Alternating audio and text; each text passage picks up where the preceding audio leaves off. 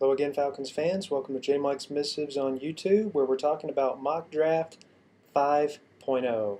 If you've gone over to Falcons Life today, you've seen the new mock draft is up. There are some changes, mostly because of the Chicago Bears' decision to trade for Denver Broncos quarterback Jay Cutler.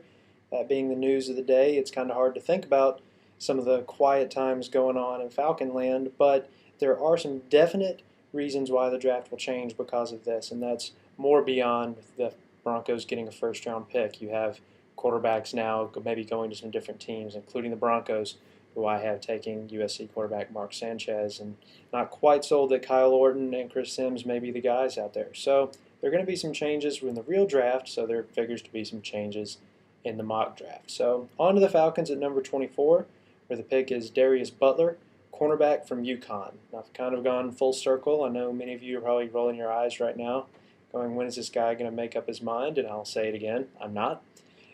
It's not in my nature, and you're going to look at this last mock draft that's going to come up at the end of April, just before the real draft, and that's where I'm going to kind of christen a final mock. But in the meantime, I'm just kind of throwing out some different scenarios, and I've come full circle back to cornerback, where the first pick was in version 1.0. So Darius Butler, what do you want to know about him? Why the change? Well, when you start thinking about the Falcons and you start thinking about their positions of need, some new things have kind of come out as you start to talk to some of these players returning. I got a chance to talk to Stephen Nicholas about him competing for a starting job. He's very excited about that. And then you see Mike Peterson lifting weights.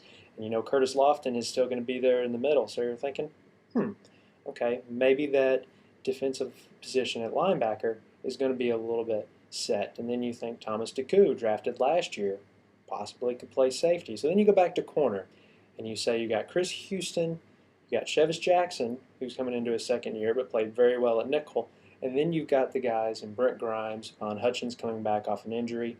That's where you're going to see a position battle. You see position battles everywhere, but that's where you're probably going to see a little bit more attention paid to who's going to step up, who's going to be the corners of the future in this defense. So Darius Butler, that's just one reason why you kind of throw corner back in the mix. And you look at this guy, and I see a lot of Dominique Foxworth. He's a little bit bigger than Dominique Foxworth, but very smart corner, very physical corner in terms of he's willing to tackle, willing to sacrifice his body to get in there and make a stop. And Dominique Foxworth was very much the same way. Even though he didn't have the size to level punishing hits, he was always willing to get in there and mix it up.